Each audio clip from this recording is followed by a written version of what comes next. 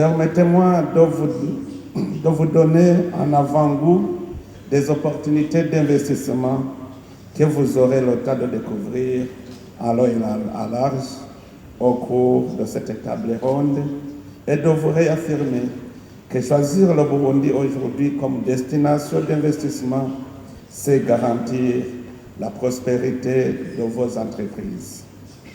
Premièrement, vos investissements ont comme première garantie la volonté et la détermination politique de placer le secteur privé comme pionnier du développement. Cette volonté s'accompagne par plusieurs réformes qui renforcent la bonne gouvernance et qui garantissent l'environnement des affaires propice à une croissance économique inclusive tirée par le secteur privé et riche en création d'emplois. Cela se traduit notamment par la mise en place du Code des investissements et la mise en place des structures pour accompagner le secteur privé. Deuxièmement, le Burundi regorge de plusieurs atouts naturels. Au niveau du secteur agropastoral, le Burundi est communément appelé pays vert ou encore jardin d'Éden du fait de son panorama verdoyant couvert d'une gamme de cultures variées. C'est dans ce pays où presque tout pousse et dont la saveur est unique. Cela est dû en partie à son climat exceptionnel, d'une pluviométrie de 9 mois tout au long de l'année, bien que quelquefois le changement climatique affecte le rythme habituel, et cela aussi est compensé par son réseau hydrographique très important et les gisements de roches calcaires et de phosphate. Permettez-moi à ce titre de souligner que ce secteur, sans toutefois être modernisé, emploie plus de 80% de la population active et contribue à lui seul 95% de l'approvisionnement alimentaire.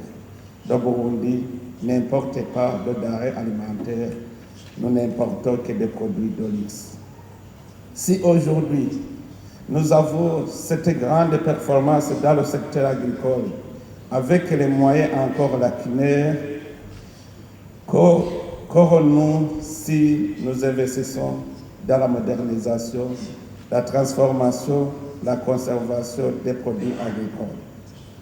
Le Burundi peut tout simplement être le grenier de l'Afrique. De plus, compte tenu de sa position géographique et stratégique à la jonction des axes Est-Ouest et Nord-Sud, la modernisation de son secteur agro-pastoral offrirait des opportunités d'affaires en termes d'exportation et d'exploitation des chaînes de valeur.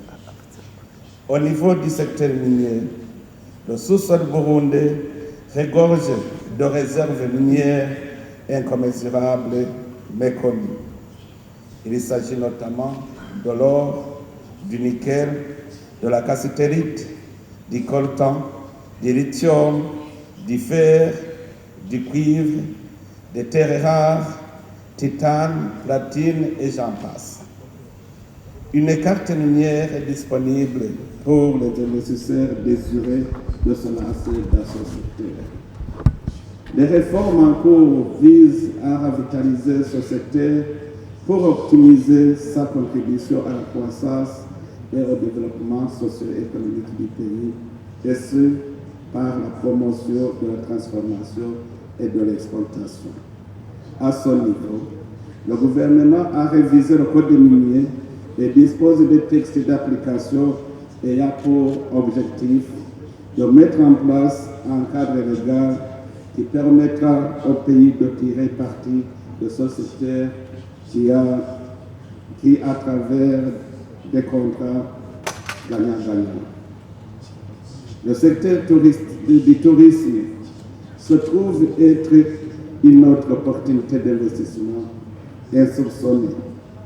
Prenez votre temps libre et offrez-vous quelques moments de randonnée dans notre pays. Vous ne souhaiterez plus le quitter. La source du fleuve le plus long d'Afrique, le Nil, se trouve au Burundi.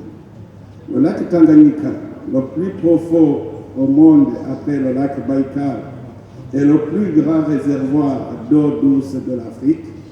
Le Tanganyika constitue en soi non seulement un potentiel touristique, mais également économique si on exploite à suffisance la pêche industrielle et le transport maritime